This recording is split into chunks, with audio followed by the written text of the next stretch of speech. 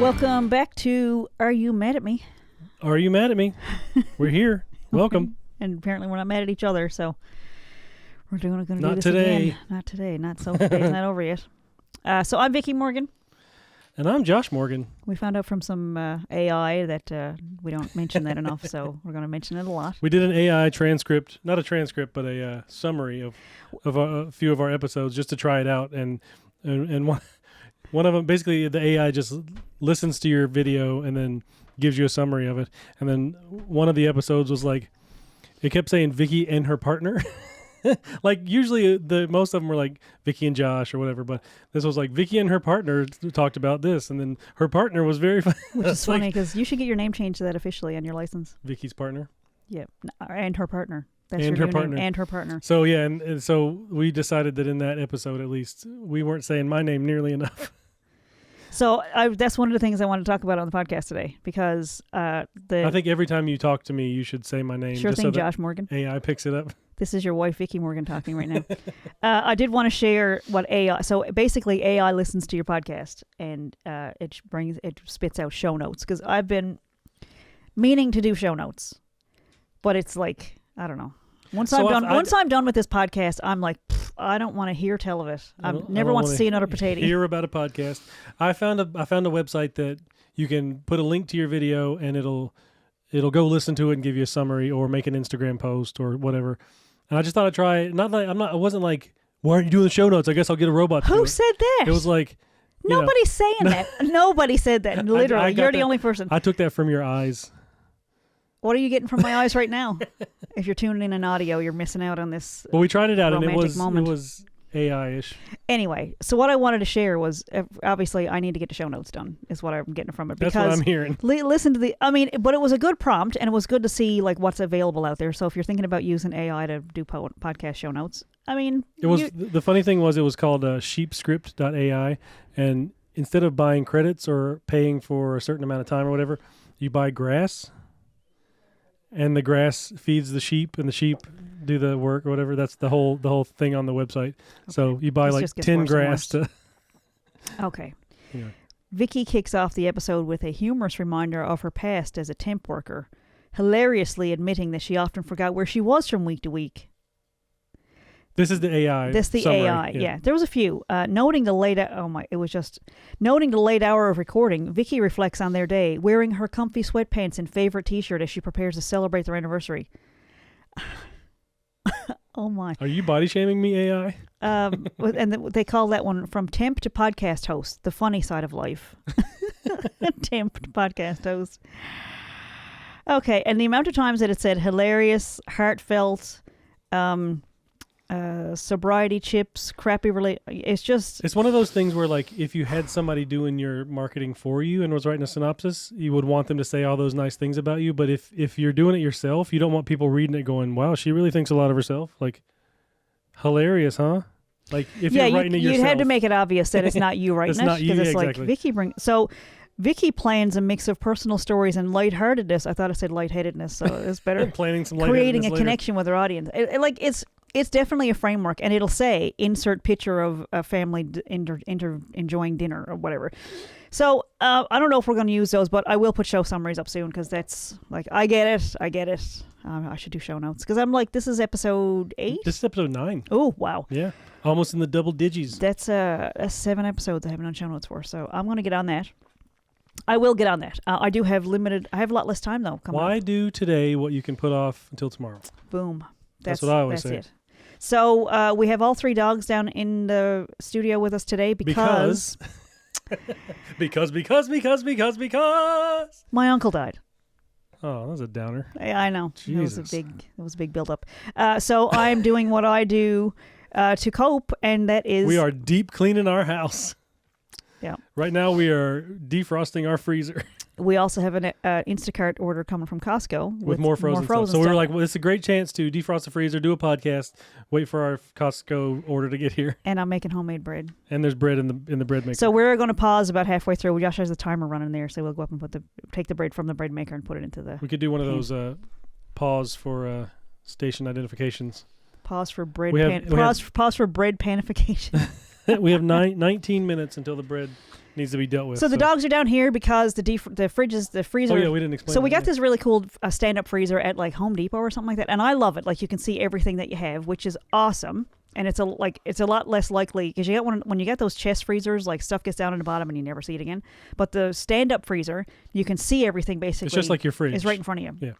But they freeze over like a son of a bitch. Like they get a lot of like inches and inches of frost on the. So it's like you're putting it into this like the shelves. The shelves have Freon, like the shelves shelf freeze. unit. Yeah. So it's like extra. So it's like they just get a thick layer of frost across. So it's like 4 or 5 walls. So basically, like you come home and you can put basically the size of your cell phone, and you just gotta jam it in and slam the door, and it does this every time you close it. It sucks all the air out of it, which is nice. But every time the boys are looking for food, I'm like, close the freezer. Yeah. And we got these Kit Kat ice cream bars, and they won't freeze solid. So I'm like, I'm not eating that. That's basically creamy ice cream. It's delicious. Salmonella in a box. Oh no, thanks. So I didn't eat those. I don't know extreme. what comes from ice cream being refrozen over and over again. Not refrozen. It's just soft. Which means it. Oh my god! It's just creamy ice cream. It's okay. So the shelf life of iced cream, not lukewarm milk. I was surprised by this. You don't exactly. You don't like sour dairy stuff. So anyway, I mean, who does? But that should say something. I eat them, and I don't like sour dairy stuff. So that means they're good. Yeah, it's like soft serve, but in your freezer. So yeah, what could go wrong? Anyway, I threw that away today, so that's done. So that's in the trash. We're not getting that anymore, and we might crank up the temperature in there a little bit. But anyway, so everything else is like a rock in there. So I think everything. I don't get it. I don't know if there's something in the Kit Kat bars. It's got vodka in it or something. It won't freeze. Did we get those special kind of mommy's special chocolate bars? Yeah. Anyway, the dogs are down here because they're not Kit Kat bars. They're Lit Cat bars. You have to do the captions. Get lit. So you can keep it up if you want, but you're the one that's got to do these nightmare captions. So the freezer is defrosting. We'll have our team do it. Again, thanks to the team for being here. Thank you. Everybody behind the scenes. You guys worked so hard. Yep. Listen, we got 16 minutes before the bread needs to be dealt with. The freezer is defrosting, and I didn't want the dogs up because I don't know. There's something about that the ice, like you're not supposed to lick the ice, and so I figured the water from that's probably not good for the dogs. So well, it's just frozen. Being conscientious. It's been in there for however long it's been since we last defrosted the freezer, probably a year ago. So yeah, it's probably not great. I don't think it's got to do with age. I think it's something about the way the ice is formed from the Freon or something like that. I would just say, when you can't eat the ice off the edge of the... I would just say having all that stuff from Costco in there sitting on it and going in and out and getting dusty and dirty and everything. We should look. If anybody is a freezer expert, let us know. But anyway, we do have a new addition to the podcast today. We haven't named her yet. She does have a name. She has a name, but it's kind of awkward. We did have our friend from iDesign drop off a mannequin. And thanks for listening, Craig. That's fantastic. Craig and Allison. Really, really appreciate it. The tricky part is... When you say Craig and Allison, it almost sounds like Craig Nelson, which is Coach. Yeah, we don't know Craig Nelson. The actor. Craig T. Nelson. Because we're in Newfoundland, and there's only 3 famous people. Alan, and... And 2 of them are named Alan. There's only 3 famous people from here, and 2 of them are named Alan. I'm Mark. This is my brother Alan. This is my other brother Alan. And they're not related. Mark... We have to make that a sketch. Oh, that's the funniest thing. I'm Mark. This is my brother Alan. My other brother Alan. It's the Newfoundland celebrities. Dude, what was the Newhart music? Man, can you get the Newhart music? We'll add that in. Okay, anyway. We'll play it right here. All right, that's all we can play. So the mannequin is on the couch today. So there's still space. For those of of you that are listening, I know Craig is on. Craig listens on Apple Podcasts, so he's not seeing anything. So, he knows what the mannequin. Man, if you could see what we've got this mannequin doing, it is hilarious. Crazy. No, it's just sitting on the couch behind her us. name is already. So Craig's daughter called her Vickie, which is funny. Kind of funny. That's really funny that she ended up in our house. So I mean, can we have an extra Vickie? Can you have too many Vickies? So you're going to use this mannequin for making shirts and dresses and absolutely. Whatnot. It's got a stand. We just have it sitting on the couch behind us because there was nowhere to put the stand. Creepy and weird. A headless person. And the boy. So shout out to our son Peter, who turned 11 last week, and he had a couple of friends over for his little birthday celebration, and he was very embarrassed by the naked mannequin in our living room. So I put an outfit on it, and it was I don't know if you can tell, but it came from. What's the Halloween store? Spirit Halloween. It came from Spirit Halloween. Was it from Spirit Halloween? Oh yeah, it was a 90s country star outfit. So I can't say 90s country star. We know who it's supposed to be. I can tell you, it has. I just know it doesn't impress me much. Exactly. Let's go, boys. But it makes me feel like a woman. Oh God. We won't say who the artist is. All right. So anyway. What if we zip it down like this so it's like that picture you had on Facebook? And then your parents get mad at whoever told them that they had a picture on Facebook for, I don't know. We'll cut that part out. Did we talk about this on the podcast already? Yeah. Okay. So go back to the older. Just go find that. Also, I'm going to do a shout out to my friend Jeremy, who I know we started at the Nateland podcast we went back to the beginning to see if we had. I love that you zipped that back up because you were embarrassed. It felt inappropriate. I mean, have you been talking to my mom? Did you call my therapist? Anyway, Jeremy went back to the first podcast. How awesome is that? Started from scratch. And some of them are Christmas episodes. We appreciate that. That's dedicated. But anyway, Jeremy, thanks for listening, buddy. We're gonna when we take the show on the road, we're definitely heading out west to visit Jeremy. Yeah, for sure. Faux show. Probably play some tunes, get some guitars out. It feels like how I picture the western provinces or the plains provinces, right? Like Manitoba, Saskatchewan, Alberta. Like today here in Newfoundland, it's like super cold. There's like an Arctic, what is it? Polar vortex. And it's so cold and like just wind blowing snow. And it seems like this is how I feel like the plains are all the time. Well, so what was weird today was it was, first of all, 6 degrees yesterday. And if you're in the U.S. Yesterday it got up to 9 here. Yeah, so which is, 50 degrees Fahrenheit. That's pretty high for January. For the middle of January. And so today there's a polar vortex. And so I woke up this morning and there was like brighter than what we've got going on here. I'm not sure what's going on with our lights today, but could they be any brighter? I don't know how that's possible. But anyway, the sunlight coming in today I think was you're like... hungover. From the Kit Kats. You left them in there to ferment, didn't you? Yeah. Anyway. That was intentional. We woke up and there was this like the sunshine today was awesome. It was so bright and I was like, oh, this is so great. Must be a nice day outside. And then a couple of minutes later, like the room got dark and I was like, what is going on? And it was a blizzard outside. Like these clouds come in and then the snow's just blowing and then you think, okay. 5 minutes later again it's sunny out. And you're like, okay, it's another Snowmageddon. And then it's like, oh, the sun is out. Oh no, it's stormy again. Yeah. And it's been back and forth like that today. It's just been bizarre. So anyway, luckily we don't have anywhere to go. We did this morning. I went to school and I got the bus. So I went out in the friggin' freezing cold, walked the 15 minutes to the bus stop, which isn't that far. And I got on the bus. He just walks really slow. It's like across the street. And then got almost all the way to school, and my instructor, the only instructor I have for today's classes, was like, "Yeah, no classes today. I'm sick, still sick from last week." So I just stayed on the bus, did another loop, got back home, got back to our closest bus stop, and walked back home. So an hour and a half this morning was just went me to a little city tour, riding the bus. Coming back home on the bus. And you listen to some podcasts on the way. I listened to the Office Ladies podcast. We've been telling people a couple times recently that we don't listen to podcasts very much, even though we love making podcasts, because we don't have the time. Like we don't drive long distances to work or. We have lots of time. I think it's partly that there's just no device around with like a speaker setup. That's the conclusion we came to because we watched Nateland on YouTube in the living room together. And we take over the TV to do it. That makes sense. But I was listening to the Office Ladies podcast. I listened to a couple episodes. The audio only is tricky. Years ago. But I started on the 3rd episode today, and they were talking about the healthcare episode 3 of the first season, when Dwight had to pick out a healthcare plan for him, and it was pretty good. It was pretty funny.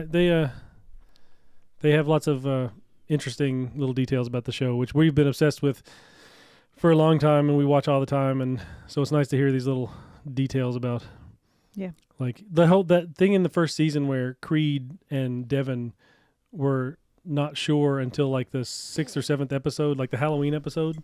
They weren't sure that they were actually going to be on the show. Like they didn't know who was going to continue being on the show. Like it was actually like they were figuring out who they were going to fire.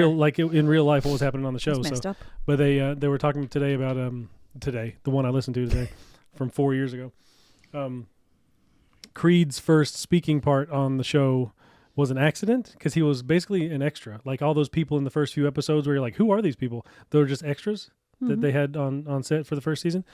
And Creed was one of them, and so was Devin. But Creed was there, and they had some AD that didn't know who was who as well in the show because it was brand new. And they asked Creed to do some like background dialogue and say something during the scene. And he was like, yeah, sure, because he knew that he would get paid, extra, because if you go from being an extra to having a line, you get paid more. And he was like, yeah, whatever, sure. And then he ended up having an accidental first speaking part on camera. And then he was saying that might have played into, like, because he ended up. Might as well continue with this guy. Yeah. Since he's already in the can. Yeah. So anyway, It was interesting. I had I was sitting on the bus for an hour and walking home to and from the bus stop, listening to the Office ladies. I want to clarify when somebody says in the can in the TV and film world, it's not the bathroom. It used to be films used to come in metal canisters, and if you were on a movie and you ended up in the footage, they would call it in the can. They still do. Some people. I know that from a play. Remember that play, The Stones in His Pockets. Oh yeah. Yeah. Did you see that? I did not. Oh, I feel like gosh. I have because you've told me about it. It was so good. It was so good. So it was like, I think 14 parts in it, 13, 14, 15 parts, something like that. And I saw it mounted a bunch of different times by Aidan Flynn and Steve O'Connell. And it was fantastic because they play all the parts. So they switch from, it's really, really cool. And so anyway, the story is that it happens in this little Irish town where this film crew comes in and they're shooting a movie. Right. And one of the townspeople dies, one of the extras, and the film crew will not stop shooting. All the Irish people want to stop and mourn the person who has died, and the film crew is like, no, we're going to keep going. So all the extras decide to mess with the footage. They decide to not show up. They won't show up, and they won't be in the.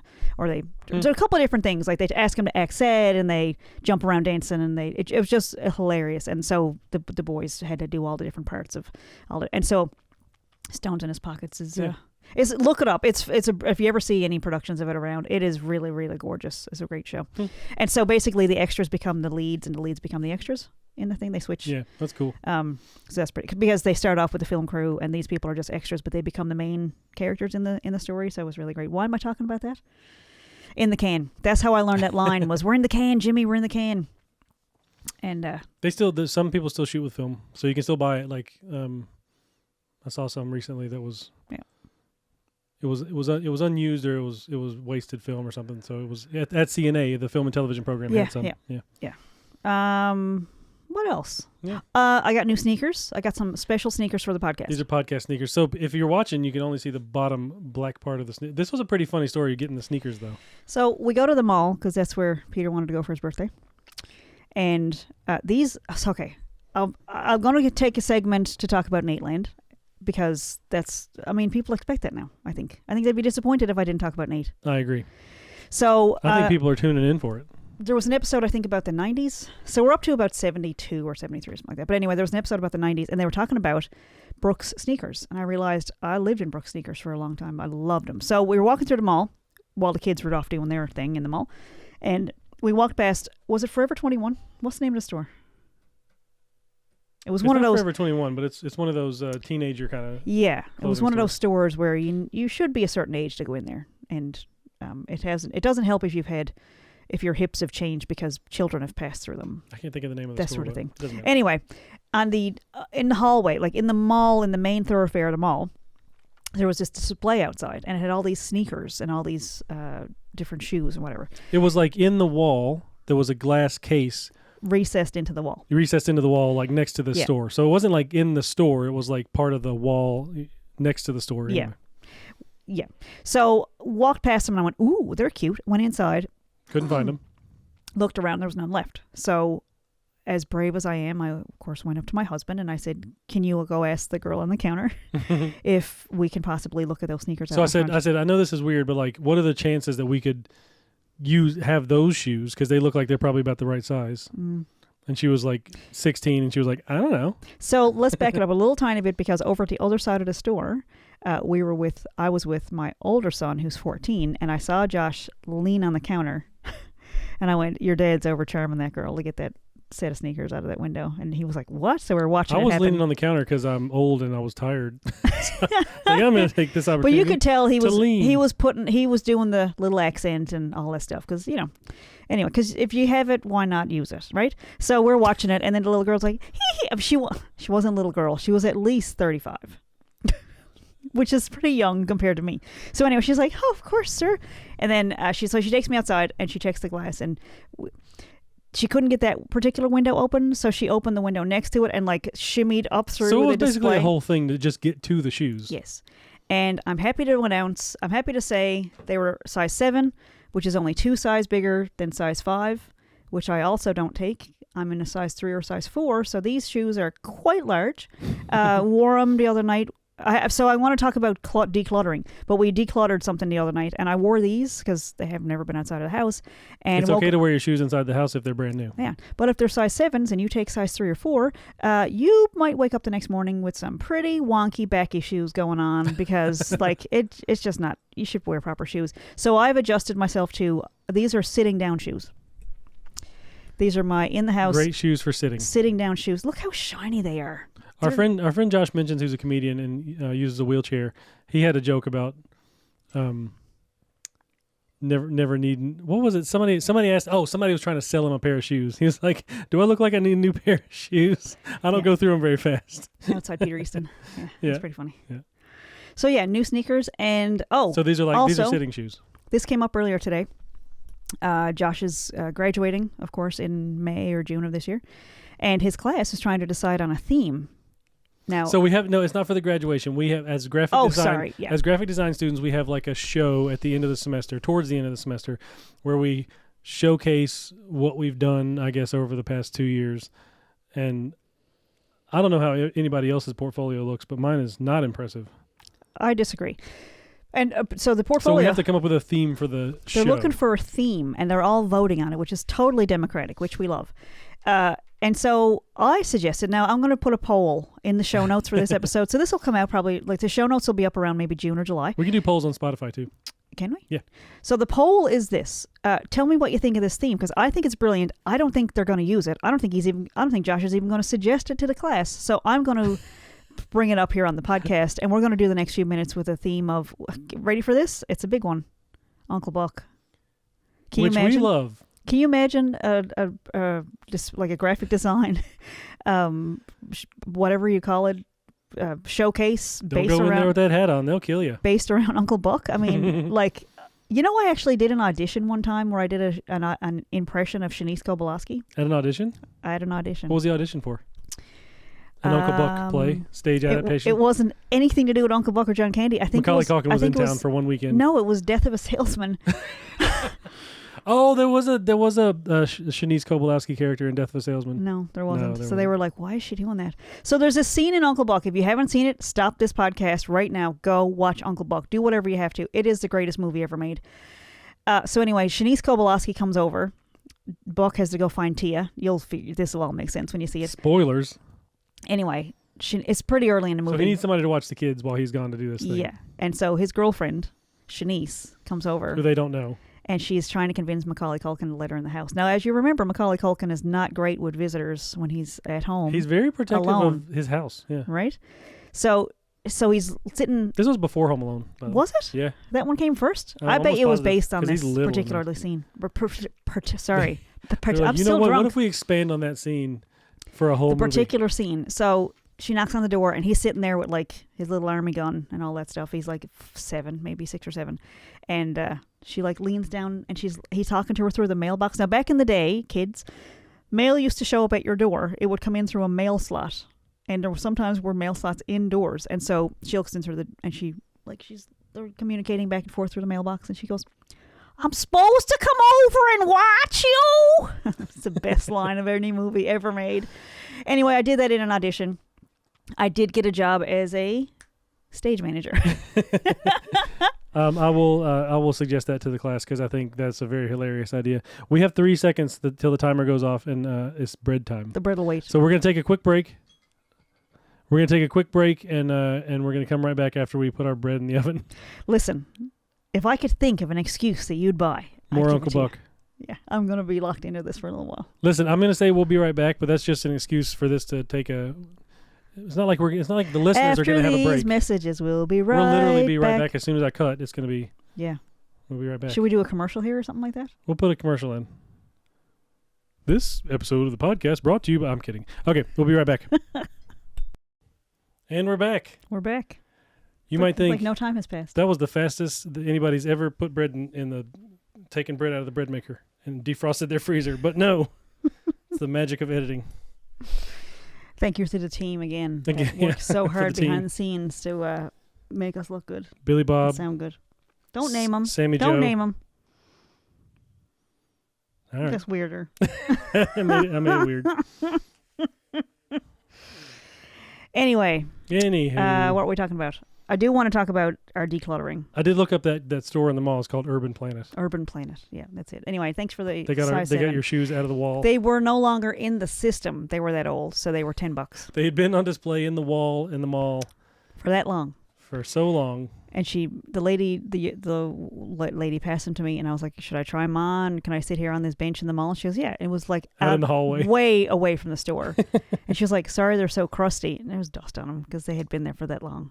Anyway, she was like, they're $10. And anyway, when we went inside and she checked the price, she told me they were $10. And I was like, I just made this woman crawl up through a glass display in the mall. I don't care. I'll stuff some tissues up in the end. But anyway. So they're sitting shoes. I have some nice sitting shoes now. All right. Anyway, decluttering, go. Decluttering. Yeah. I tried a new thing. And I don't know if there's probably 100,000 YouTube videos on there already, but, I tried cleaning out the cupboard. We Marie Kondo'd our kitchen a little bit. So I don't subscribe to Marie Kondo. Racist.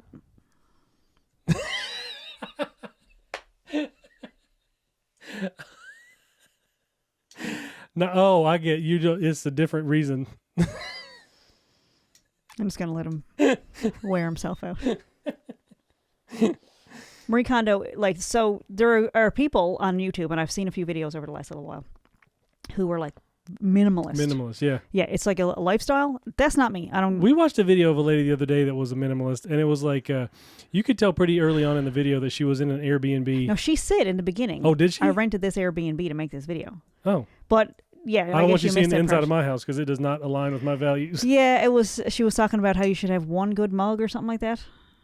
Yeah, of course. That's all you can bring to an Airbnb is just one mug. And your travel toothbrush. Anyway, there's a whole bunch of like minimalist lifestyle, blah, blah, blah, tiny houses, people and all that stuff. I'm not like, I don't know. I don't know. I'm just you don't have to subscribe to all of it, but there might be some tips and tricks in there that would help you have a more comfortable life. Well, I had an idea this week and it went really well. I thought. Yes. And it was to so we had our cupboards, like the boys help with the dishes a lot, and they're like precariously putting dishes back in the cupboard, and it's like stacked on top of stuff. And we don't have a ton of cupboard space, but what we had was packed full.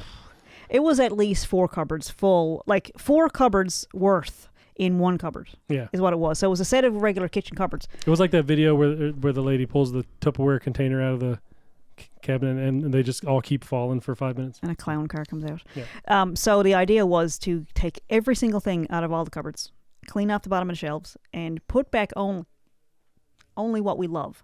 Stuff that we feel like deserves to take up space. And since we did that a few days ago, I've seen a whole bunch of videos about asking yourself, like, would I pay to have this shipped if I was moving? And what would I pay for it if I was buying it again? Blah, blah, blah. So anyway. That was a good motivator while we were doing this. Like, if we move, not that we plan on it anytime soon, but if we ever move, like, the stuff that's in these cabinets will have to get packed away, put in a box, put in a truck, unpacked, restocked into a new cabinet. Like, that's a lot. And the stuff that we took out of the cupboards, I don't know how many times we have traveled with them.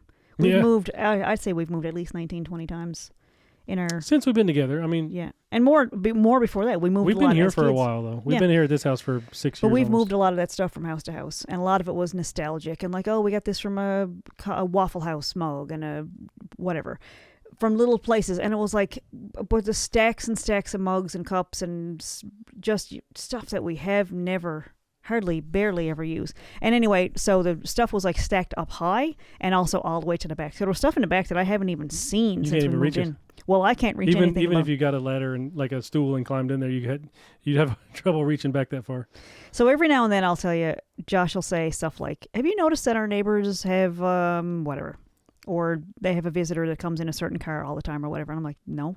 Because our kitchen window at the front of our house, like, I have no access. I have no idea what happens on the front of our house. The bottom of the windowsill is like your eye level. Yeah.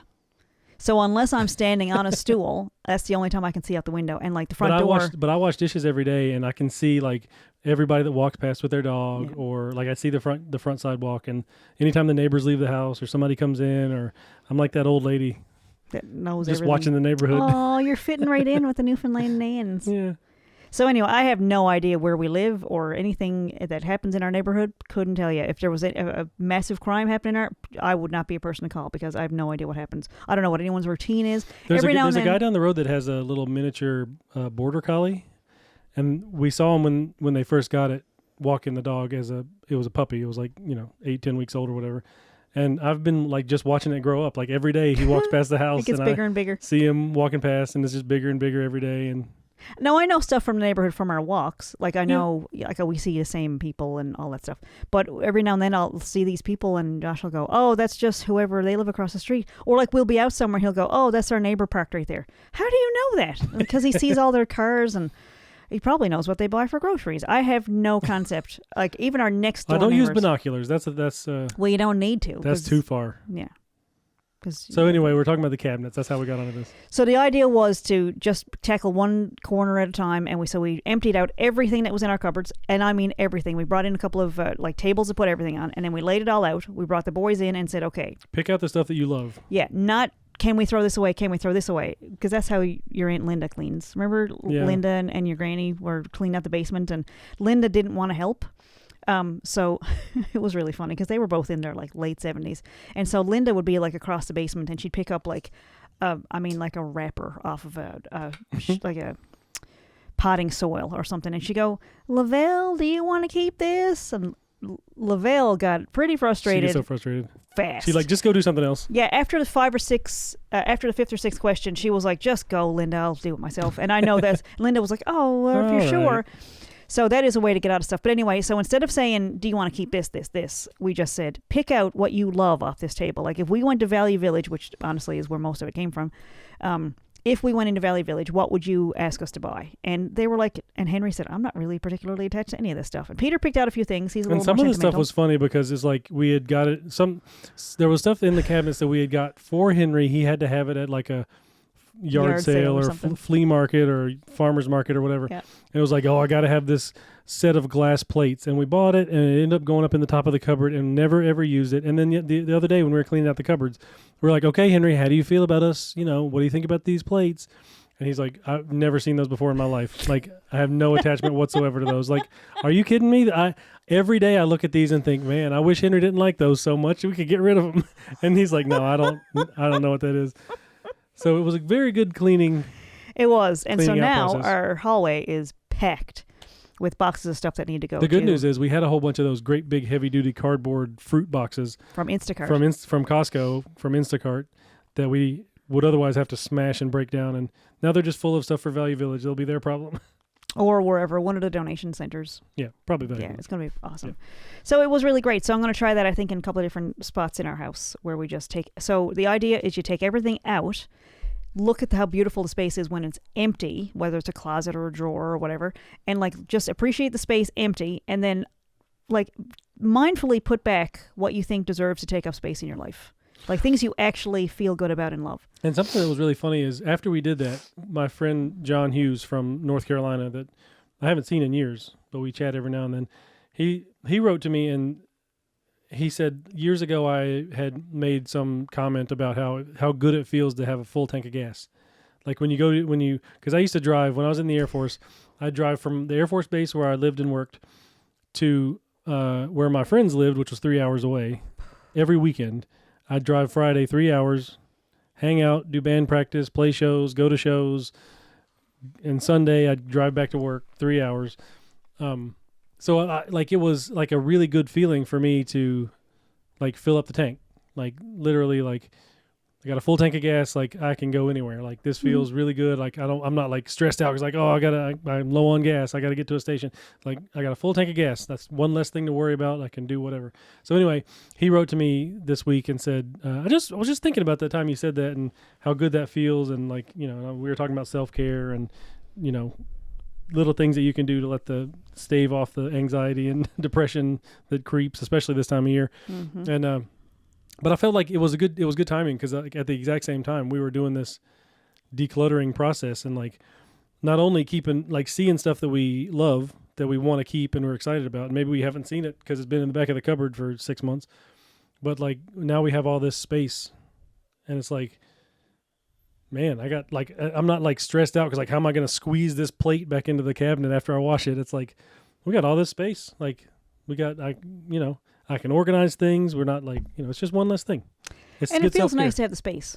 it's like a full tank of gas. It's like, look at all this space that we can, so much room for activities now. I don't want to say like, oh, we can fill this new space back up. No, not but at all. like, it's just nice to have the open space, and it's nice to be able to see your stuff. Yeah. Like, to be excited about what you're using. Like, I feel like that about the freezer. It's really nice to look in and see lots of food in the freezer. But if it's all packed in and there's like and pulling something out of the freezer when it's like caked in and frost, that scratch noise, and it's just like, the ice. Oh man, and all the frost goes flying everywhere and the floor is all wet. It's like, I guess we got to defrost the freezer soon, but now it's done. And it always seems like it's too full. Too full to buy anything. No, too full to defrost it. Oh yeah. Because it's like, well, what do I do? So we have these. We drove for Skip the Dishes and DoorDash for a little while. Yeah, we invested in the bags. So we got these great big heavy duty cooler bags, and they're awesome. They and actually the bags from Costco are really good too for they're not bad. We've used those so much they're getting old. So they'll keep stuff at the right temperature for long enough. So anyway, and we got more stuff coming from Costco today. So we're looking forward to. But it's nice. I mean, when you have stuff in the freezer that you can't even access, doesn't feel very good. So anyway, it's just cleaning out the cobwebs in our brains and also in our space. And so I got a closet of. It's kind of like moving into a new house. Like not so much. It's newness. It's the newness of like, what can we possibly do here? Like it really opens up some creative. It's like that idea, like a change is as good as a rest. Like, yep, you got like exactly. You move your bedroom around, and your bed's on the other side of the room, and your dresser's on the other side of the room. So like, it's like going into a new room. It's like I didn't have to move. I didn't have to go to a new city. Yeah, I just got a new bedroom. Yeah, we got like space. It's change. It feels good. Yeah. On to the next creative thing we want to do. And who knows what we'll come across in the house that someone else could use that we loved and used and got a lifetime usage out of it and passing on. I've told the boys that a couple times when we take stuff to Value Village. They're like, I kind of like that, but it's like you haven't played with it in 6 months. So I'll say like, imagine how good it would feel for some kid to find this at Value Village and be like, oh, I'm so excited about this Nerf gun or. Whatever it is that we're Skylanders, geez, yeah. I have a bin of Thomas strains that I don't think I'm ever going to be able to get rid of. I'm sorry in advance. This is going to be an Are You Mad at Me thing. Our cameraman's sitting on it over there and behind the camera. So, like, when Henry was little, and I mean little, like, for the first 3 years, it was just us and Henry. And he'd get up in the morning and he'd say, play with trains. And he'd go to bed at night and he'd say, play with trains. It was this, it was all he wanted. And we had 2 train tables. At the time, we knew all the Thomas episodes. We had, I think, every train possible. We had the crane and the little switchers, and oh man, we'd build a track. And we had wooden trains and plastic trains and metal trains and automatic ones that went on their own and big ones and little tiny ones. Towards the end, there was talking ones. So there was an old Christmas list kicking around where it's like a talking Ivo Hugh. Oh yeah. But so I don't think I'm ever going to get. And every now and then, if you nudge off that bin, like one of the trains will talk to you. But I don't think I'm. So most of the stuff is like, some other kid will appreciate it. But the Thomas trains, I don't think I'm ever. I don't think I can. And it's a big container, but it's just trains. And I'm hoping that's one of those days, things that it's like one day we'll have grandkids that'll play with the trains. Yeah, I don't even know if it's that. I think I'm planning on taking them out one of these days and making a track. And I don't know because I keep meaning to. Like I want to do videos. Like maybe there's some way to. That's really funny. Earlier today, I saw a TikTok video of a guy beatboxing the Thomas the Tank Engine theme song. Yeah. All the different layers of the track from the drums to the bass and all the melody and harmony and stuff. Anyway, that's funny that we were talking about my old therapist from Maine back in the day when we had Henry and he was little and all that. He said, you let him watch Thomas? And I was like, it's meant for children. Isn't that a bit problematic? He said no. He said his daughter didn't watch because it was so violent. And I was like, what are you talking about? Violent? He said there's like train crashes and they go off the tracks and sometimes they're mean to each other. And I was like, what are you talking about? I don't know if we're just tougher in Newfoundland, but I don't remember Thomas being violent. I mean, maybe if they're mean to each other, it's for the purpose of working it out. But there was like explosions and and stuff. There was like, there'd be fires and explosions and the trains would go off the rails and sometimes they'd like tip over and they'd have accidents and things like that. It was, yeah. That's funny because now the boys are like, let's watch the new Squid Games. Like, yeah, we haven't though, just so you know. We haven't. I watched it by myself when the first season came out. It's pretty good. But it's violent. We'll add that. Oh, speaking of shows that we are enjoying, that I don't mean to put Squid Game on that list because we're not watching that. Josh already saw it. What's the name of it? We started watching Shrinking. So it started with Ted Lasso. Well, we didn't know that. I think we're on a certain frequency, so we're not going to give any spoilers. No, not at all. Well, we started watching Shrinking because I saw some TikTok videos, just clips from the show, and I thought it looked good, so we started watching Shrinking. And then after like a couple episodes, something came up on YouTube of We saw the name in the credits, I think. Brett Goldstein was like, we were like, hang on, Brett Goldstein in Shrinking. And so he was Roy Kent, one of the main characters on Ted Lasso, who we loved. The show, we love the show and the character and the actor. And it turned out he's the creator of Shrinking. Like, we didn't even know that until we were a couple episodes in. And it definitely has a very Ted Lasso vibe. So if you're if you want to watch something like a feel-good show that's like funny and irreverent and like really lighthearted and also really get you right in the feels. There's been a couple scenes in this too where I'm like, oh boy, wiping my eye a little bit, like, don't let anybody see this. I'm just kidding. It's been pretty sweet. And we've actually been watching it. It's like a co-watch situation because Henry's been loving it. Yeah, Henry sat down and started watching it with us, and he's really enjoying it. That's like, there's a word for that. There's a word that broadcasters call that when families, different generations can sit together and watch it. Quite beautiful. So, big fan of Shrinking. Haven't finished it yet. I think we're almost at the end of season 2, and I think they just started season 3. Yeah, I hope so. I hope so. Harrison Ford's in it. We also watched a really good miniseries before we started watching Shrinking. What was that called? It was a song. Missing You. It was a limited series on Netflix, and it was like a British cop show. Yeah. But all the episodes were named after 80s songs. I didn't know it was British. Oh, I forgot about that. We were about 15 minutes in. So the first scene of the first episode, there's this lady on a date with a guy. It's like you can tell it's a blind date, and they're chatting and whatever. And so they're at a restaurant, and she's pretending to be something. She goes to the bathroom, and she calls her friend. She's like, I'm not having that much fun, but I'll probably still take the guy home. And what was she telling the guy? She was telling the guy she was like a flight attendant. Yes, yeah. And, I like to travel and all that stuff. And then suddenly there was a commotion. We didn't know what the show was about. We just started watching it. There was a commotion in the kitchen, and there was a guy holding one, like the cook was holding like one of the other cooks with a knife and stuff. And this lady starts walking towards it and going in. I'm like, what is this flight attendant going to do? She's in heels. Like, she's wearing a dress and heels. She's going to start checking, doing the thinking and a cross check. Why is she going towards it? So it turned out she was a cop, and she was pretending that she was a flight attendant just on this date with this guy. So, and what was the big reveal? And then at the very end of the scene, she's helping this guy that got hurt, and she's like, call 999. And Vickie looked at me and goes, and it was like, this is a big reveal. Like, we just found out that this lady's a cop, a British, detective inspector or whatever. And Vickie turns to me and goes, she's British? Like, we watch so many British TV shows that it's just natural to hear the accent, and I think Vickie didn't even notice. I didn't. And it was like, that's the reveal you got from that scene, is that she's British, not that she's a cop and she's like saving. Anyway, anyway, it was so fun. Wait, she's British. Since when is she? Why is she putting on this accent all of a sudden? Well, why are they calling 999? They're in Chicago. Well, it never even registered. And there was another show we watched, like one of the prison shows, and like well, yeah. So we watched Orange Is the New Black. We watched Orange Is the New Black, which is fantastic. And then after that, we watched Wentworth, which is an Australian women's prison show. How many seasons are there? There's like 10 seasons. Okay, it's so much. So we're in season 9.5. Okay, and I turn to Josh and I go, when did Allie start talking with an Australian accent? And he was like, are you joking? And I was like, why is she talking like that? And everybody he was like, in this show is Australian because it's in Australia. 9, that's not a joke. 9 seasons in before I realized. What's that thing that people say like about... I think I knew the rest of them were Australian, but Allie didn't have an accent until 9 seasons. She doesn't look Australian. I didn't hear the accent from her. I don't know. You were just so used to it. You know what? I think I have that thing that the person on Star Trek has, where they translates all the languages. Like, they go to all these different planets and it translates all the languages in real time. Yeah. So it doesn't actually, you don't hear the other languages. It just is translated for you. Who was it? Data? No, everybody. That's the universal translator in Star Trek. Everybody has that. It's in the computer system. Was it? Yeah. I thought it was Data. I thought it was an actual character. You're thinking of C-3PO, who's fluent in 2 million languages. That's it. Yeah. Don't mix up Star Trek and Star Wars. They're the same. It's all the same. So Brett Goldstein, we know from... Ted Lasso. No, from back before that. He was in Afterlife, the Ricky Gervais show.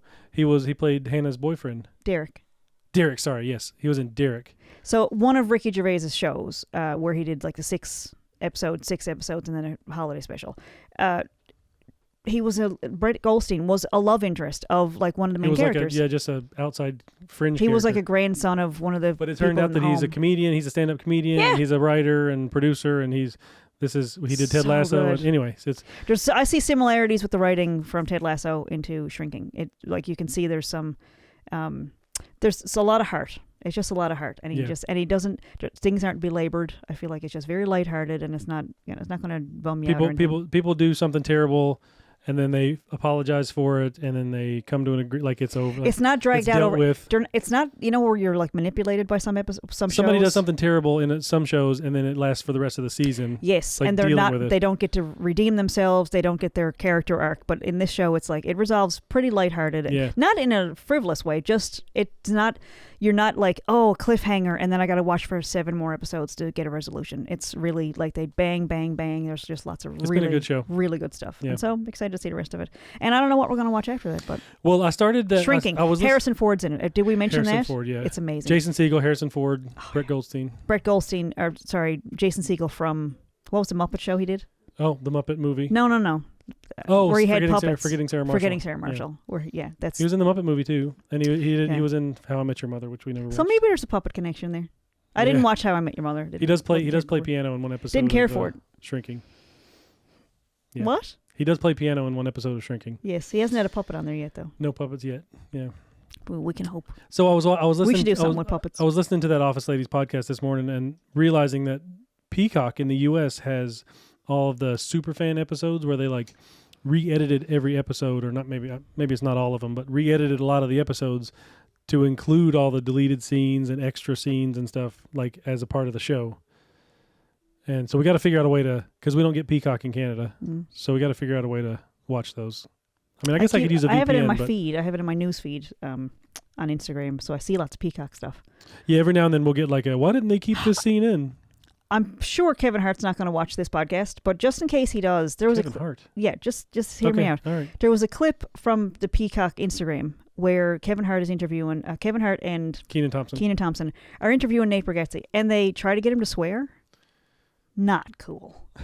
He rolled with it though. He did a good job. Yeah, but it was like they just not Kenan, but Kevin was like not Kenan Thompson. We love you, and you can do no wrong. Right. Kenan Thompson. But Kevin Hart was like just swearing and like just going after Nate for not swearing, and it was like, dude, move on. Like, yeah, it was just anyway. Wasn't a fan. Love Kevin Hart, but I wasn't a fan of that clip. It was really like icky. Yeah. Just really icky. Anyway, moving on. There was somewhere else we were going to talk about. Oh, the thing that I was going to say was when we were watching that British TV show, the cop show, Missing You. I keep bringing this up to you, and you don't find it funny, so I don't know.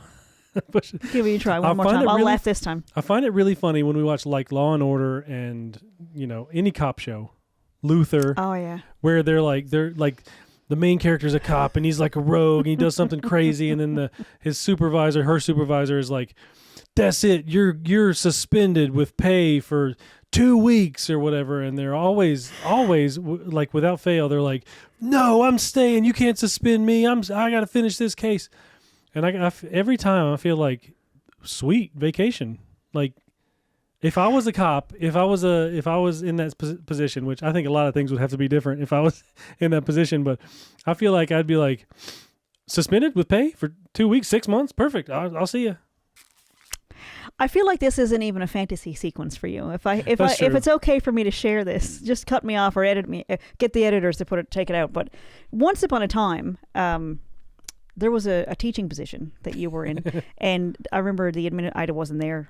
It was told secondhand, but the administration came to you and said, "Look, Josh had just graduated from a master's degree," and they came and said, "Look, all this positive reinforcement stuff is not going to work in a town like this." Okay, and there was. I wonder how he turned out, but there was a couple of kids that were problematic, and you were fantastic with them. And the principal was like, "Nope, this guy gets punished. If he comes in wearing a baseball hat, you send him home. That'll teach him." And this kid had it rough, and you knew that. And I just before we get into this, I'm just going to say that kid got a job at Walmart in Maine, and when we would walk into that store, that kid would yell across the store to come over and see Mr. Morgan for months after Josh wasn't teaching at that school. So he made a difference. Spoiler.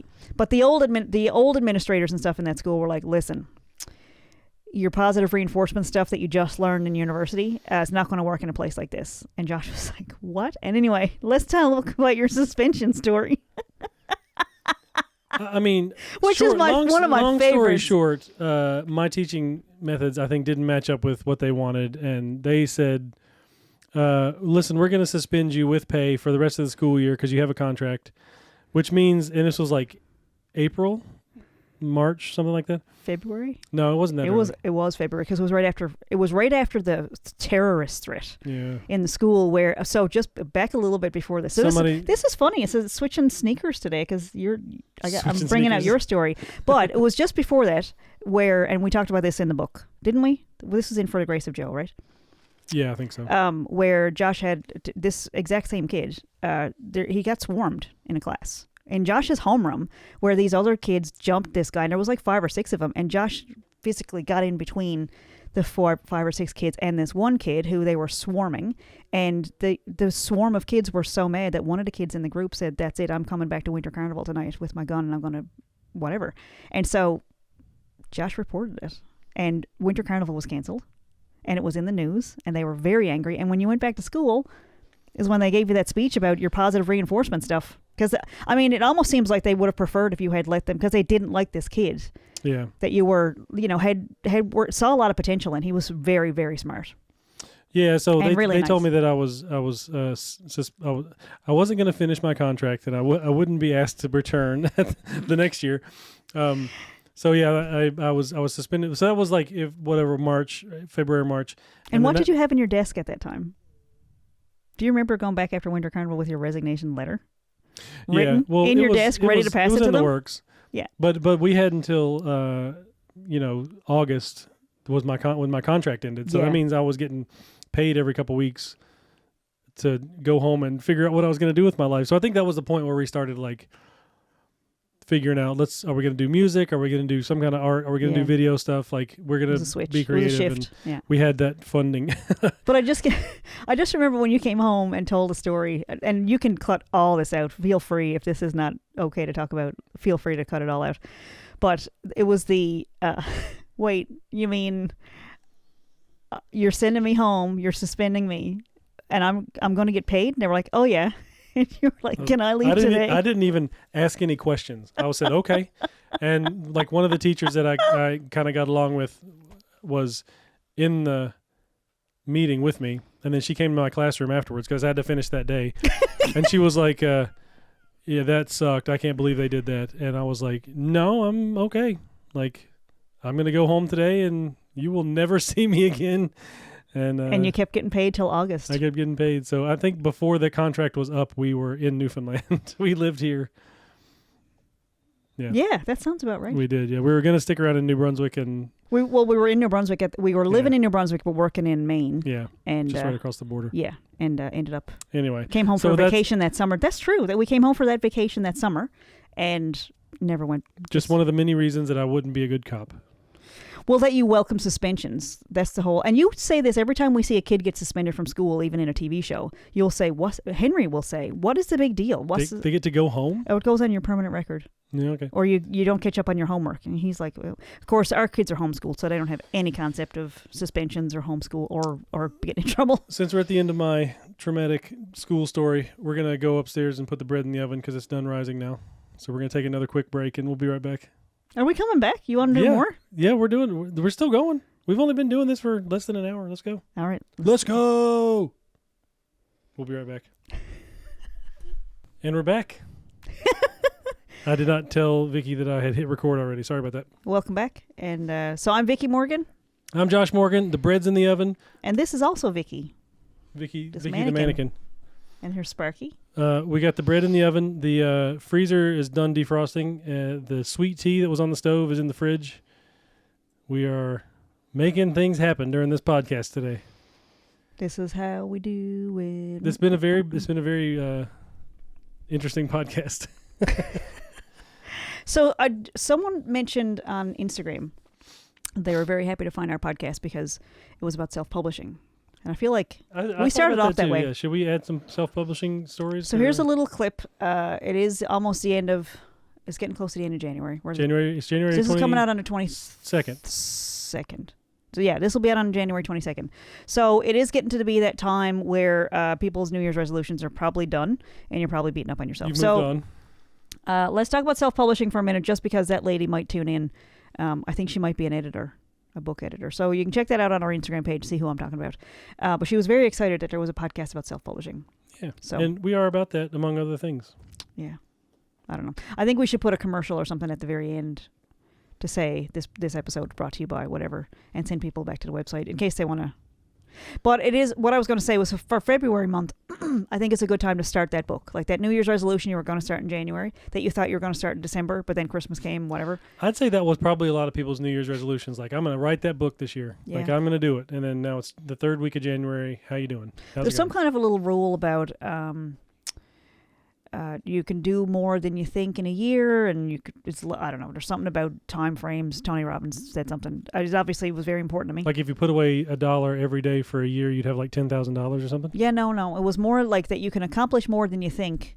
People overestimate in some one-time I shouldn't even say it because that's not really inspirational. We'll look it up. We'll talk about it next week. Anyway, you can get a lot done. You can publish a book in a year. You For can sure. easily publish a book in a year. Especially self-publishing. Yeah. And I think they overestimate what they can do in a year and underestimate what they can do in 5. I don't know. Anyway, that's not important. But self-publishing, right back on that, it's a good idea. It's good, and it's been good for us because you have total control over your creation. Yeah. And I mentioned to somebody the other day that it's good for entrepreneurs who have businesses that especially creative stuff.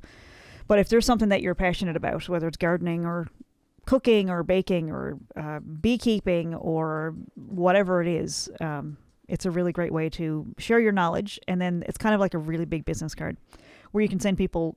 So a mini book, I found out the other day, pretty fascinating. It can be like 50 pages. Yeah. And it can just be like a brochure, basically like a big pamphlet. Yeah. But, more than that, like a little bit more than that. But it also is a great place to just put everything, to kind of just be your own little reference if you're into like life coaching or mindful living or decluttering or self-publishing. If you want to, like, that's my plan for February, is to actually write it all down, like the stuff that I do in workshops. Yeah, stuff you're really good at and you like to share with people. And when I do one-on-one coaching sessions, there's usually like talking points of pillars of things that they need to know. And there's a couple of tripping points that they really don't need to be, that people get intimidated, and that's when they stop and run away, because it's a little scary. And you're talking about somebody having, like, I don't know if everybody wants to call themselves an expert in these things that they're, maybe if it's your hobby or if it's your job or whatever, but like there's something also to writing your learning journey, right? Like I'm going to learn how to be a beekeeper this year, and I'm going to write along with the journey of learning how to be a beekeeper. And so it's like, maybe you don't have the expertise yet. But by the end of the book, you will. But by the end of the book, you will, and you will have also written about it, and you can publish that, and there's pictures, and there's like the whole thing. It's like the whole journey is. So I didn't think I'd ever get to use this information, but when I did my master's in adult education, that was the whole crux of the whole degree, was that when adults learn things, when they don't have to be somewhere, like if it's an interest thing that they're passionate about, they'll do all kinds of research and teach themselves everything that needs to be done, get all the resources together that they need to use, whether it can be anything, knitting, crocheting, basket weaving, making puppets from scratch. I had a kick where I was making puppets, and what was the guy's name? Adam Kurtinger. Oh, yeah. Where, like, so you go face and eyes into something, and then, but as you're researching, you learn a lot. And so, writing about your journey when you're trying a new hobby or interest. And, the funny thing about hobbies and interests is that they can become careers. They can become things that you do for money. And people with adult education often don't consider themselves to be educated because they don't have a sheet of paper that says this person went to this building and had this many people tell them how to do this stuff. Like, if you've taught yourself, most people discount that. And it's very valuable stuff. And people who are passionate and did the research themselves, most of the time are people that I'd prefer to have do any sort of work for me, because they know it inside and out. Yeah. Right. And it tends to be a little bit more hands-on because you're figuring something out as you're doing it. And there's usually some kind of purpose, like whether you want to, like we built a shed and we built a picnic table and a greenhouse and we built our beds during the pandemic, and we didn't know how to build anything when we first started. It was all completely by the seat of our pants. YouTube videos. And we started off, the first thing we made was the shed. Almost got divorced. because we didn't have what you call a plan, almost killed each other.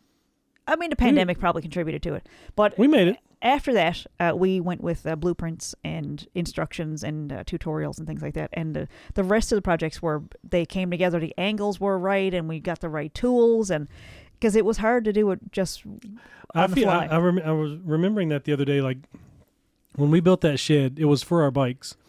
Yeah. So it was like not knowing how to build a shed was one thing. We built the frame and we framed it with plywood or whatever. But one of the problems that we had was at the time we didn't have a trailer or a truck or a friend with a truck. So we had an SUV that was not a huge SUV, but it was we were bringing home pieces of lumber. Like we had to get them to cut it in the store. The 1x3s or the 2x2s or whatever, 2x4s were easy enough to like get it, slide in the back, and stick slide out the all window. the way up to the front, even stick out the window if we needed to. But then those big pieces of plywood, it was like you're not going to drive home with a 4x8 sheet of plywood on top of your car because it'll fly off. Mm-hmm. So we were having them at the store cut them into either 2x4 sheets, 2 foot by 4 foot sheets, or 4x4 foot sheets, just so they would fit in our car so we could get them home. And then when we got home, we'd have to piece them together. And so I think that was like one of the biggest hilarious problems with that shed. But anyway, we've had it since the pandemic, and it's still got our bikes in it, and they're still dry. So and home to a couple of neighborhood. Well, there was animals. 1 year that when the spring we've had 2 different kinds of animals in there. When the spring thaw hit and I opened up the shed again to get the bikes out, I discovered that there was a hole in the back of it that a rat had been, at least one rat, maybe a family of rats had been living in the shed, and they didn't destroy the bikes. They didn't chew poop up in the helmets. No, the helmets were hung up, so that's fine. But they didn't sleep and put a nest in the helmets, which they could have. It took me so long to clean because a whole winter's worth of rat poop. But you did disinfect everything and clean it all up, and then there was another year where we had at least 2 wasp nests in there. We've had wasps too, and wasps aren't a huge deal because you know where their nest is. Rats are like you don't see them. Yeah, like they're not. It's not like you open the door and they're just hanging out in there. Wasps are like, oh yeah, we're in our nest. So it's just a matter of waiting until nighttime and dealing with it. That's true. See, now I wouldn't have known that. Like that putting it into those kinds of words, that wouldn't have even occurred to me. I just saw there's at least one wasp, and obviously we need to move. That's how I saw it. It's always fun going out in the backyard and seeing a wasp going into the shed or coming out of the shed, and it's like, oh man, that's where they live. Now I got something I got to deal with. There's going to be a nest. So you get it early in the spring. You deal with it when it's a little nest instead of a giant nest in August or September. When we first got our very first drone a few years back, we have video of Josh taking a wasp nest down off the house. That was when we lived in New Brunswick. It was pretty. I set the drone. We just got a drone, and I was like, we had a big wasp nest on the back of the house in one of the eaves, and I thought I'm going to set the drone up to track me. And it's just so the drone's just floating there in the yard, 10 feet off the ground, looking at me, and I'm hitting the wasp nest with a bat. No, not really. I used spray. I used the so you can you can stand 10 feet away from it and spray it. How did we get on self-publishing from self-publishing? Just as somebody had yes, because we were building. You can write a book about what you're learning to do. Yeah, we could have written about our woodworking adventures during the pandemic if we had thought about it at the time. I don't know what you'd call that. Surviving woodworking, having a marriage that survives woodworking. Woodworking while married. Yeah. We're staying married. Staying married. Yeah. But it was really satisfying after. And then we signed up for a membership at the tool library where you can borrow stuff you pay for like the year and you could go in and borrow stuff because we didn't want any of those tools for long term. Obviously, that phase we ran, and then lumber like quadrupled in price. So we haven't built anything since. But I forgot to mention, we put shelves in every room in our shelves, house. That's right. We built up instead of, trying to... We basically built bookshelves in all the rooms so we could have stuff to... Oh, and the boys had a Funko Pop collection, so they have a shelf... On the ceiling. Two shelves going around the ceiling, the wall close to the ceiling with Funko Pops all over. But we didn't want to keep the saws and things like that around. We didn't want to buy them. Yeah, because we didn't need them after we built all the stuff. So there's a tool library here in town that we rented from. We borrowed. We built flats also. Flats, yeah. With removable wheels on the bottom. Yep. Yeah. Those we got some use out of. Yeah. We needed them at the time. And we built a desk to have puppets under. Yeah. To do so this was all stuff that we learned and in hindsight, we could have been writing at the same time, and Or maybe we still do. maybe we still can. So I'm that sure we'll still learn more stuff. I feel like there's a lot of little mini books there that Yeah. I don't know. It's nice to know. It's nice to help people jump ahead. Like to instead of making all those mistakes, it's nice to give people a little heads up and go, listen. I already made this mistake. Not only can you do this thing, but here's a few mistakes that Yeah. you don't need to make because we already made them for you. And so Like, self-publishing, that's after- exactly how we did self-publishing with the first time. With the first book, it was painful. Like not just the editing part of it, but getting the whole process, getting the manuscript together, and like if something was a little tiny bit off, it would throw off like pages and pages of stuff that would have to be fixed. And going back and relearning Microsoft Word was a challenge, but then we did it, and so now we know how to do it. Yeah. So we can help other people. So I don't generally help people with the writing process. I mean, I'll write alongside if people want to do like an accountability group or something like that. That's my plan, is to start in February, is to sit down and actually, I've sat down and started it a bunch of times, but I'm hoping my resolution for the new year is to stop doing resolutions and maybe around February start sitting down and like write a chapter every now and then. Because I think it'd be, a lot of times people will call or a conversation will start, and they, before I know it, we're in 3 and 4 hours of, so what would you do then? And so I got this idea for a book and I want to do So this. you're consulting. Or I've already published it, and how do I do these things? And it becomes a consulting session, and it's like, well, we could have been talking about fun stuff this whole time. And it's like, look, if I just had, look, here's a book, here, or go look at a couple of YouTube videos that I made, because it gets old, and it's not really like that's. I mean, I also do consulting work, Yep. One-on-one sessions and stuff, and it would be easier to leave a resource with them as well as clients to say, Yeah, that's true. we'll go over all of it together, and then This is your homework. yeah. Well, and a resource that you can refer to later on, where you don't have to pay for another session. You can just read the $5 or $6 book and figure out where you are. Because there's a few little stumbling blocks, but then the rest of it is really, it's a little bit of coaching just to say your story needs to be told. It deserves to be told. And of course, you should be the one to tell it. And, that kind of stuff, that psychological stuff is, that trips people up too. Yeah. Aside from the tax interview and the ISBN number, the ISBN, that's the stuff. That's the other thing that gets people tripped up, is they think that their story, I don't know, who'd read it kind of stuff. And that's where I come in to say, I know, but if people are reading my story, then obviously anybody's story is good enough to publish. I'm like Tommy Lasorda. If I can do it, you can do it. Yeah. No, but that's like, I understand that that concept, especially if it's a personal story. People really beat themselves up and say, why would I share this? But that's why, because there's not a question in my mind. There's going to be someone out there that's going to be helped by your story. Yeah. Whatever it is, whether it's you've been divorced 7 times, or I don't know, you're beekeeper. I go back to that because I have a friend who's actually got a beehive That's in a her unique backyard, and thing. she's awesome. But she's also a brilliant artist, and so I've been after her now for a while to do a book about beekeeping, because she's passionate about it and also a brilliant artist. So it'll be a great way to bring those things together. Yeah. And I think it'd be great. And she's also a person that if I was dealing with bees, she'd be the person I'd call. That's true. So, it's just a fun idea. So self-publishing. So for the person that's watching us on Instagram or paying attention, and thought this was a self-publishing podcast, that's for you. Did we do our Nate session? Yes. Yeah, we did. covered Nate. Yeah. We had do I have an Are You Mad at Me story? Yeah, you already did. Yeah. I think I did yours this Yeah. year. This year. Yeah, I'm getting tired. This week. So it's been a hard couple of days because we lost a third uncle from my mom's family in less than a year. Funerals and wakes and all that stuff going on this week, and just trying to keep my hands busy to, that's how I cope. Years ago, we'd all gather around in somebody's house and people would bring food over, and everybody's just so spread out now that it's just not even possible. So I'm just keeping busy. So you guys are going to have some good food over the next little while. Yeah. Some good over the next few And days. we got 2 loaves of bread getting ready to come out of the oven. So And a clean freezer. Clean and freezer. a load of stuff coming from Costco. A load of ingredients. So it's going to be a fun time. I feel like there was something else we were going to talk about. Was that it? I think so, yeah. So thanks to everybody that has been listening. I know Tanya's been listening also and catching up on the podcast. So thank you. I'm shocked. It's been really nice hearing from people. Oh my God. It really is nice because I know what's new. I'm going to start hosting open mic, a kids open mic at my favorite pub here in town. It's a restaurant. It's actually a pub restaurant, and we see some of our absolute favorite musicians down there on a regular basis. And so I'm going to be hosting a youth open mic coming up starting on the 2nd of February. It's the first one. It's going to be on Sundays from 5 to 7. Was that the time? Yeah, 5 to 7. Yeah. We'll have featured youth this performers. Is at Broderick's Pub on George Street. Yep. So there's going to be a featured youth performer each Sunday, and then it'll be like an open mic.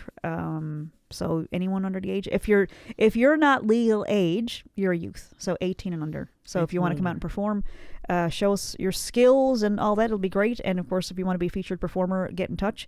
And wait, and I will say, it's a family friendly place, and it's great food. They have some of the best food in the downtown area. It's so delicious. It's delicious. Our boys love it. Especially on Sundays. Of course, that'll be after the Jigs dinner. But if you come early, if you come see Black Gold, the band that plays early in the afternoon, you'll be there in time for Jigs dinner, which is so good.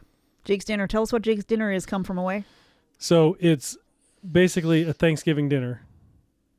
You know, so like you got your potatoes and carrots and corn and gravy, and then some kind of meat product. You got turkey, peas pudding. Peas pudding, and then salt beef, which is a Newfoundland thing. There's no corn, so if you come down expecting corn, you're there's no corn. I guess I'll bring some. I'm going to have some in my pocket. But so it's a heavy, delicious. You need a nap after. If you go in on a Sunday afternoon in the winter in Newfoundland, it's like perfect. And so the gravy, it comes out in a gravy boat, and you just want to. Just drink it. Just give me gravy for the plate and a gravy boat with a straw. But they have lots of other stuff on the menu also, and so we go down there a lot. And there's usually musicians. For the most part, there's usually live all the time. We go down there a lot in the evenings, but the kids love it. And they just moved locations. They had a spot down on Water Street before, and had some great experiences down at the old Broderick's. I really liked it. I got to sing with Ron Kelly and Michael Hanrahan a few times, and that was really fun. So then they moved up to George Street, and they've got a much bigger spot, and the menu stayed the same. And it's just, so we're looking forward to that. It's going to be on Sunday evenings from 5 to 7. So if you're interested in performing, if you're local, my apologies to the folks that are listening from around Canada and the U.S. That's just all the more reason to come visit. We'll be posting, clips of that and letting people know what's going on. But we are also doing some songwriter circles. Yeah. And I think the first one is going to be on the 12th. It's on a Wednesday. 12th, yes. So it'll be songwriter circles. So we're going to have some featured songwriters, actual people. I love hearing the stories behind the songs. That's, I think, probably my favorite thing to do. So you and a few songwriters sitting on stage. So it'll be me and it'll be me and some of my musician friends, and it'll be probably three others playing songs and talking about. And we'll be doing them. that on Wednesdays at Broderick's. I think we're going to do that around 6:00. So 5 to 7 for the youth open mic, and 6:00 on Wednesdays. And this will all be on Facebook and Instagram. Yeah, we'll put the links to all that stuff, and it's going to be great. I'm llooking forward to it. So that's another thing too. I've got enough songs to get me through the first, I'm going to say 3 or 4 songwriter circles. Good. Because you need 2 or 3 each time, and I'm going to need to. That'll be all the more motivation to write new stuff. Exactly. So I got a few in the hopper that I haven't really, put the polish on yet. But I'm going to need some stuff to keep up. So there's kind of an accountability. It's like, well, you got to, and I could always recycle and go back to the first couple. But I do like the idea of having people to share songs with, and of course, in that environment, when you're sharing an original song and other people around you are sharing original songs, and you make that environment a safe and supportive one, it really goes a long way. It really it breeds a lot of creativity and support. And of course, performing your songs is one thing to play in your own basement for yourself. That's great too, but it's really nice to share it. And Darcy Broderick, the owner, is super excited about having songwriters and youth performers and just so much music. Well, Darcy is, of course, a legend, right? He's been around since he was, I think, started playing in bands professionally when he was 17 or 18, something like that. And so he's just hard to have a conversation. I got to say, I'm very fangirl around Darcy. I'm a big fan of Darcy. So getting to work with Darcy on anything is just a thrill, and I'm really excited about that opportunity. So I'm glad, and it's kind of funny because I cleaned out my cupboard. I gave up on the idea of I'm a comedian, or I'm a writer, or whatever. I decided I'm going to clean out the cupboard. I'm going to start over from scratch and see what pops. to see what do you see what love? I want to take up space in my life with, because the idea of like, well, you said you were a comedian. Yeah, okay. And I did 12 days of jokes, and I posted something, and I did 16 shows back before before Christmas. Yep. And it was great, and I loved it, and I will do it again, but it's not something that I'm pursuing. Same with all of it. It's like, these are things that I enjoy doing at the time, but there's nothing that I'm like chomping at the bit going, oh, I gotta write for magazines, or I gotta whatever. Like, I'm really taking it day to day and see what feels got your cupboards good. cleaned out. That's the Cleaning next out the cupboards Yeah. and putting back what I think deserves space. And honestly, between you guys, between the boys and the dogs and and this podcast, like, there's And not Vickie. really. I mean, there's not really. I'm pretty happy. So That's it's good. not really like, oh my God, I need to fill it. There's no void to fill. There's no unrequited, or what do you call it? Like, unrealized dreams. Like, Yeah. I've really done things that and I'm open to new dreams. I'm just the idea of That's good. like, I remember when I first moved back to Newfoundland, I said, man, I'd love to sing with Alan Doyle one of these days. And the lady that I told, or her body language is angry. Are you angry? Are you mad at me? I am very We're both angry. arms crossed. I think we're just cold.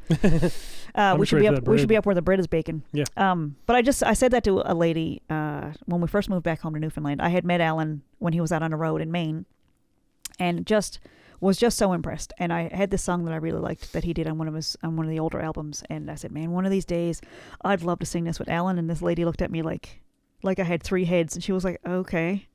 Like, all right, thanks for the support. And little did she know, it was like less than a month later. You were singing it with Alan. And she had to watch me sing that song with Alan. It was Yeah. awesome. She didn't have to watch me, but man, did I enjoy that. And she could have looked away. It was pretty funny, because there was absolutely no indication whatsoever that was going to happen. Mhm. It was really just so I was practicing in the car. I sing the harmony part in the car, and that was I got a song about that. I'll do that, I guess, at the open mic. Yeah. Or sorry, at the Songwriter Circle. Songwriter Circle. I do have a song called, what do we call it? It's been a while since you Did we played that call one. it? What do we call that song? Softer Place, something like that. Anyway, I guess I'm gonna have to polish that song up if I'm Yeah. gonna be performing it. Get it out of the But I did archives. write a song about that experience, because it was pretty wild to manifest exactly what I wanted. And I have another Alan story that turned into a song that I wrote a couple of, I'd say about a month and a half ago, that I had to look around for the lyrics. We wrote it down. We wrote the chords down. I wrote the lyrics down. I couldn't tell you what chord it starts with, but I remember liking it, and I was excited about it. But it'll be an adventure You for got lots of me stuff in the hopper. to go look for the songs that were, important at the time. But again, I don't really have like a lifelong, oh my God, I want to sell out blah blah blah stadium or anything. It's nothing like that. It's really Yeah. like, well, I'll just do the next Just doing thing. what feels good. I'll do the next thing that feels good. And I don't know if I'm exceptional. I don't know if I'm exceptionally good at any of it, but I'm having fun. I think you are. Oh, that's so sweet. But like, we have a really good time doing Yeah. what we're doing. And this is our third kick. We've done a podcast, we've done a radio show, we've done TV shows, we've written books. I mean, we've done lots of stuff. I mean, Yeah. we're very We're not done yet. multifaceted, and we'll come build your shed if you need us. Well, no sheds, no No more sheds, sheds. because I don't do hinges. But man, we that greenhouse. We'll put some shelves up for The you. greenhouse had hinges. They work That's true, fantastic, yeah. and this holding up really good in this storm today. It so is. this So, has been really great. We're gonna go have our fresh baked bread. My feet are killing me in these shoes. Even sitting here, they don't feel just sitting there. good. They're hurting my feet just sitting here. So they're they're not even sitting. Are they gonna go in the Value Village bins? they're going into Valley Village. Been barely worn, size 7. Well, $10 is a good price to spend for wardrobe for the podcast. Yeah. But All yeah, right. so they're done. They're not going to stick around for the next show. But anyway, thank you again That's it to for this our week. what do you call Our a co-host, co-host, our other special guest. Vickie, and the dogs that are sitting there super They're being so good today. sweet today. They're always sweet, but they don't have the zoomies right now, which is awesome. I just got a notification that somebody's shopping for us at Costco, so that's exciting. See, that's good. That's really good. All right, we're gonna get this posted this week, and So we're going to dedicate this episode to my Uncle Freeman, who passed away a couple of days ago. He was one of the good ones, and we're going to miss him. He was really sweet and funny and hilarious, like just a good person. Yeah. Just an absolutely good person, and the world a little bit dimmer that he's not around. So thanks for listening, and we will be back next week. And I'm Vickie Morgan. and for the AI that's listening, I'm Josh Morgan. Thanks. See you, folks.